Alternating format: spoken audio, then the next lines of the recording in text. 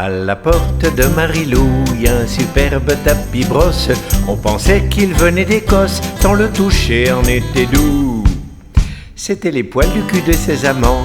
Y en a un blond à Ferdinand, un noir au curé d'Angoulême, un qui déserta récemment, des couilleux d'un beau capitaine. Les petits frisés sont au sergent, celui qui est mité au commandant, et tout le reste vient du régiment.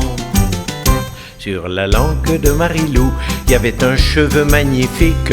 Quand elle parlait, c'était comique, mais elle y tenait plus que tout.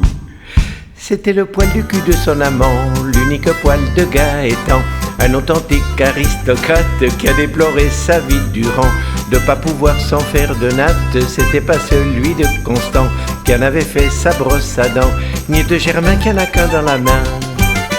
Dans la grange de Marilou, y avait un tas de foin superbe. On crut qu'elle avait fauché l'herbe du printemps jusqu'au mois d'août.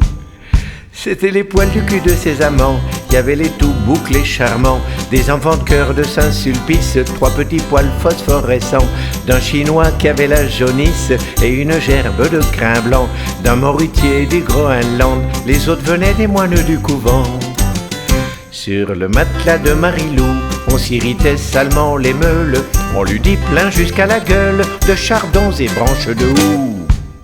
C'étaient les poils du cul de ses amants, l'un fut arraché par le vent.